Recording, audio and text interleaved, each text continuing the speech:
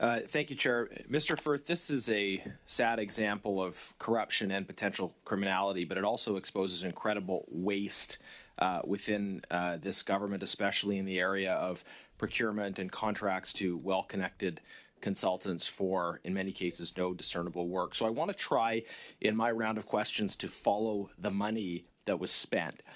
The Auditor General's report estimates $59.5 million spent on the app, and further that your company received directly $19.1 million of that money, even though by your own admission, all that you did was recruitment of other individuals and companies. That's an incredible sum for quote-unquote recruitment. But you told the committee that the Auditor General's information is not correct. You dispute the 19.1 million figure. You say it was only 11 million. Is that correct? Only. The application build, that's correct. Okay, so what happened to the missing 8.1 million? What do you think accounts for the discrepancy? Well, so you'll see in my evidence package, we've actually invoiced CBSA in 3 years, close to $22 million, approximately. I'm not disputing the fact that $19 million wasn't invoiced through my company monthly. I'm disputing that $19.1 million is completely attributed towards the ArriveCan application build. Okay, so your testimony is that you've received $22 million from CBSA over the same period. You simply are disputing the categorization of it as being all related to ArriveCan. What I would add to this in terms of frankly the absurdity is that the invoices that you've submitted to this committee, some of which are very kind of vague and unclear in terms of what they actually refer to, but they add up to 9.6 million. So you've shown this committee invoices for 9.6 million. You've also said you got 11 million that you categorize as related to ArriveCan, and 22 million in total. So how do you explain the discrepancy between what you've shown us invoices for and what you said was you actually received? So first of all, the 22 million is not just solely ArriveCan. There was multiple projects we were working on during the pandemic. These were not ArriveCan contracts, right? There were 3 pandemic. The Auditor General says they are, but I was asking specifically about the difference between the 9.6 million and the 11 million. You said you got 11 million, but you didn't provide us with 11 million worth of invoices. We sent hundreds of pages of documents over. I can follow up and make sure that those ones would result to $11 million. Yeah. I've done this again. Like hundreds of pages doesn't absolve you of the need to provide accurate information, sir.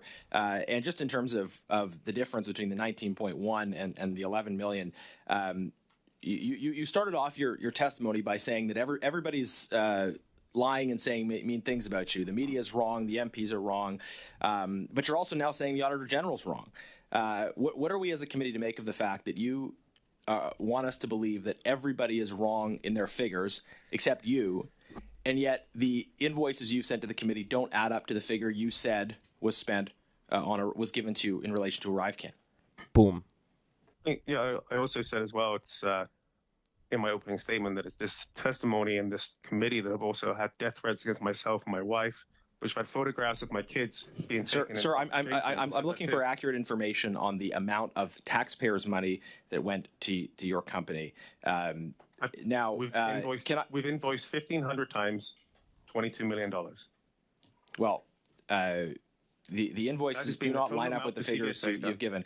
Sir, I'd like to know for all the money that you earned on this project,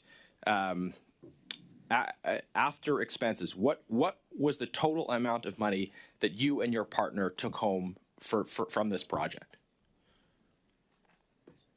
I haven't got the exact numbers after taxes, after expenses, through dividends, but I've told you it's approximately $2.5 million.